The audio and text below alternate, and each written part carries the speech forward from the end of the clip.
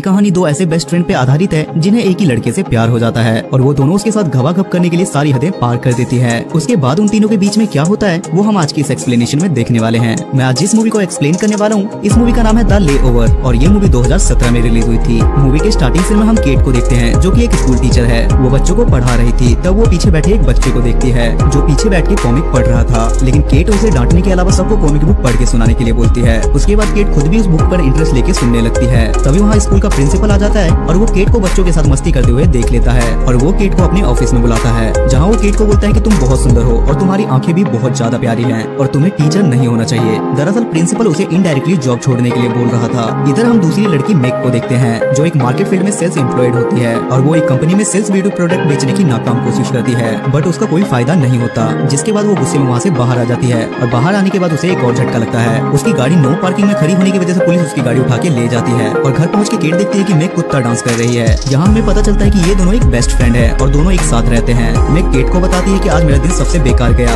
Interview में मेरा product भी सेल नहीं हुआ और पुलिस मेरी गाड़ी भी ले गई। तब केट बताती है कि आज मेरा भी दिन अच्छा नहीं था और मुझे स्कूल से निकाल दिया गया है। उसके बाद मैं केट को सुबह जल्दी उठाती है और उससे बोलती है कि हमें अपना स्ट्रेस कम करने के लिए कहीं घूमने जाना चाहिए, जिस पर केट बोलती है कि हम इसके बारे में बाद में बात करेंगे। पर मेक बोलती है कि मैंने ऑलरेडी फ्लाइट की टिकट बुक कर दी है और अब से 3 घंटे बाद हमारी फ्लाइट है, जिसकी वजह से केट को ना चाहते हुए भी वहाँ से जाना पड़ता है। एयरपोर्ट पहुँच के ये लोग देखते हैं कि वहाँ बहुत लंबी लाइन लगी हुई है, जिससे इन्हें लगता है कि अगर ये लोग लाइन में रुके तो इनकी फ्लाइट मिस हो जाएगी। उसके बाद मेक वहाँ से जल्दी निकलने के लिए एक स्टाफ से नैन मटक्का करने लगती है और वो स्टाफ मेक की बातों में आके उसे पहले निकाल देता है और ये दोनों फ्लाइट में अपनी सीट पर बैठ के चैन की सांस लेते हैं। लेकिन उन दोनों के बीच वाली सीट किसी रायन नाम के आदमी की थी और वो वहाँ किसी राजा की तरह उन दोनों के बीच में आके बैठ जाता है और दोनों रानियां भी उससे मजे लेने लगती है। जहाँ रायन उनसे बोलता है कि मैं फ्लोरिडा में अपनी फ्रेंड की शादी में जा रहा हूँ। उसके बाद उन्हें पता चलता है कि फ्लोरिडा में तेज तूफान और बारिश होने की वजह से प्लेन को सेंट लुइस में उतारना पड़ेगा, जिसके बाद ये दोनों वहाँ एक होटल बुक करते हैं जहाँ ये बोलते हैं कि हमारा सामान एयरपोर्ट पे मिस हो गया है। उसके बाद ये दोनों लिफ्ट के पास जाते हैं और जैसे ही लिफ्ट खुलता है तो इन्हें वो ठरकी रायन दिखता है, जिससे ये दोनों उससे पूछते हैं कि तुम यहाँ क्या कर रहे हो, जिस पर रायन बोलता है कि मेरी फ्रेंड की शादी में अभी टाइम है इसलिए मैं अपनी लाइफ खुल के जी रहा हूँ। रायन उन दोनों को शाम को ड्रिंक पर इन्वाइट करता है और वो दोनों भी खुशी खुशी हाँ कर देते हैं। बाद में मैक्स सोचती है कि मेरा सामान तो एयरपोर्ट पे गुम हो गया और मेरे पास पहनने के लिए कोई दूसरा कपड़े भी नहीं है, इसलिए वो केट से हेल्प मांगती है पर केट बोलती है कि मेरे पास भी ऑलरेडी एक ही ड्रेस है और वो उसे साफ मना कर देती है। उसके बाद शाम को केट पार्टी में जाती है।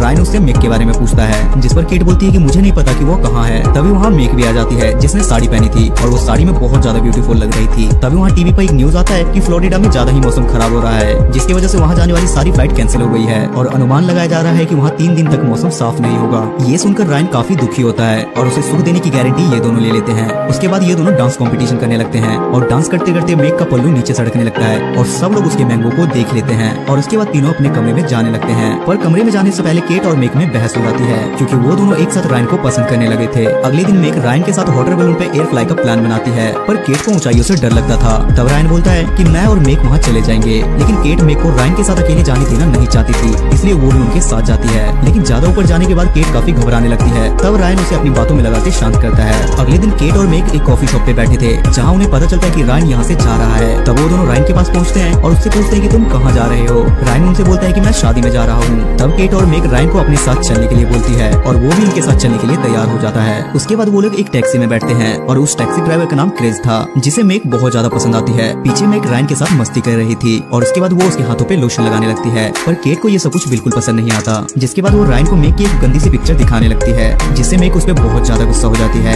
उसके बाद वो लोग पेट्रोल पंप पे जाते हैं जहाँ केट बाथरूम में चली जाती है और मेक बाहर से बाथरूम का दरवाजा बंद कर देती है और बाहर आके रायन से मजे लेने लगती है। तब केट किसी तरीके से वहाँ विंडो से बाहर निकलती है, लेकिन अनफॉर्चुनेटली वो कूड़े के ढेर में गिर जाती है जिससे उसके सारे कपड़े गंदे हो जाते हैं। रायन केट से पूछता है कि तुम्हें क्या हुआ, जिस पर केट बोलती है कि किसी ने बाथरूम का दरवाजा बंद कर दिया था और मुझे अच्छी तरीके से पता है कि वो इंसान कौन हो सकता है। जिसके बाद केट वहीं अपने कपड़े साफ करती है और कपड़े बदल के वो गाड़ी में बैठ जाती है। रास्ते में केट रायन से बोलती है कि मेरे गले में दर्द हो रहा है, जिसके बाद रायन उसका गला दबाने लगता है, मसाज करने लगता है। लेकिन मेक को ये सब कुछ बिल्कुल पसंद नहीं आता और वो जेलिस करने लगती है। तब वो गुस्से में शैंपेन में बहुत सारी स्लीपिंग पिल्स मिला देती है और वो केट को देती है, लेकिन केट शैंपेन पीने से मना कर देती है। तब क्रेग उससे वो बोतल ले लेता है और खुद पीने लगता है। मेक उससे बोलती है कि तुम्हें ड्राइव करते समय नींद आएगी, पर क्रेग उससे बोलता है कि मुझे ड्राइविंग करने का बहुत अच्छा एक्सपीरियंस है और मैं इससे पहले भी ड्रिंक करके ड्राइव कर चुका हूँ। उसके कुछ समय बाद रात हो जाती है और गाड़ी में सब लोग सो जाते हैं और इसी बीच क्रेज भी सो जाता है और वो रोड पे एक बोर्ड को उड़ा देता है, जिसके बाद उनकी आंखें खुलती है और वो एक होटल पे पहुंचते हैं। होटल के अंदर जाने से पहले केट उस बोतल को चेक करती है जहाँ उसे बहुत सारी स्लीपिंग पिल्स मिलती है, जिसे देखकर वो मेक पे बहुत ज्यादा गुस्सा होती है और गुस्से में वो अपना रूम अलग बुक करती है। उसके बाद मेक क्लब में बैठ के ड्रिंक करने लगती लगती है और तभी वहाँ क्रेग आता है और कुछ देर बात करने के बाद वो वहाँ से चला जाता है।